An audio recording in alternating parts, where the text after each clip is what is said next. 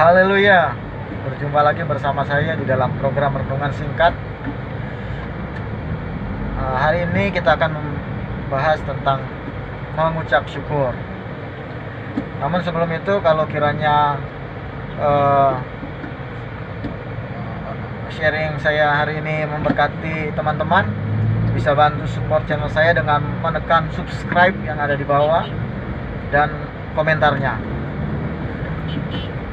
Oke, mengucap syukur. Mengucap syukur itu adalah sesuatu hal yang sering kita dengar, lebih khusus sebagai anak-anak Tuhan ya. Di dalam 1 Tesalonika pasal yang kelima ayat yang ke-18, di sana sudah jelas ada kata mengucap syukur dalam segala hal, sebab itulah yang dikehendaki Tuhan di dalam kehidupan kita. Mengucap syukur itu sesuatu yang gampang dikatakan, tapi kadangkala sangat susah untuk dilakukan. Nah, menjadi pertanyaan di dalam kehidupan kita, kenapa sih kita harus bersyukur kepada Tuhan? Kenapa mengucap syukur itu penting? Kenapa firman Tuhan mengajarkan kita, menekankan kita untuk mengucap syukur? Nah, yang pertama, mengucap syukur itu mengapa penting?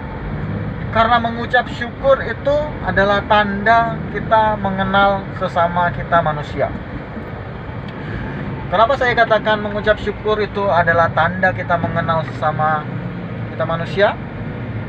Karena begini, orang yang tidak bisa mengucap syukur, orang yang susah untuk mengucap syukur, itu adalah orang yang tidak mengenal sesamanya manusia.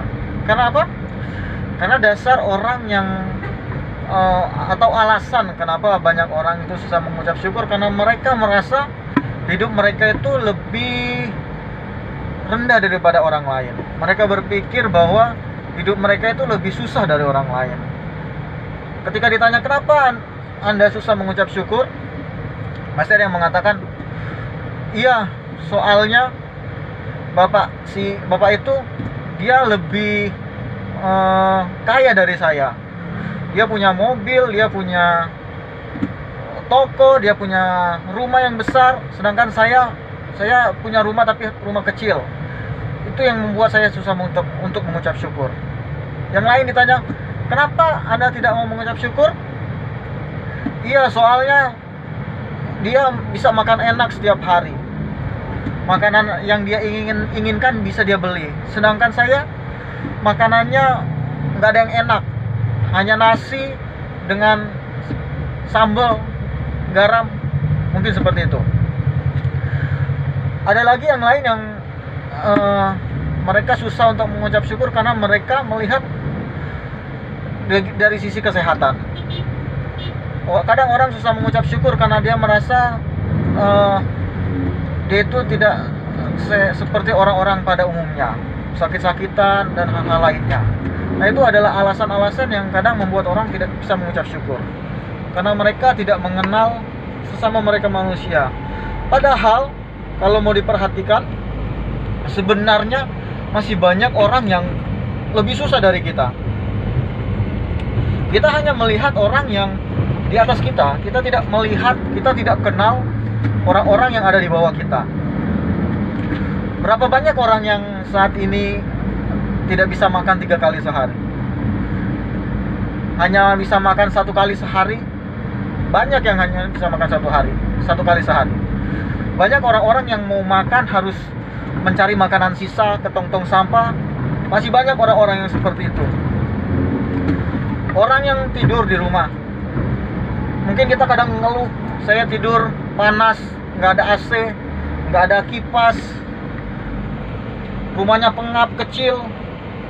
Tapi pernahkah kita berpikir bahwa masih banyak orang di luar sana yang hanya tidur di bawah kolong jembatan ketika hujan, kena hujan, mereka basah kehujanan, mereka tidur dengan beratapkan langit. Nah, masih banyak orang-orang yang seperti itu. Kalau kita mau melihat di daerah Timur Tengah sana, banyak orang-orang yang menderita. Nah, inilah yang harus kita perhatikan di dalam kehidupan kita sebagai anak-anak Tuhan. Kita harus mengenal setiap orang-orang yang ada di sekitar kita. Nah, jadi kenapa kita harus mengucap syukur?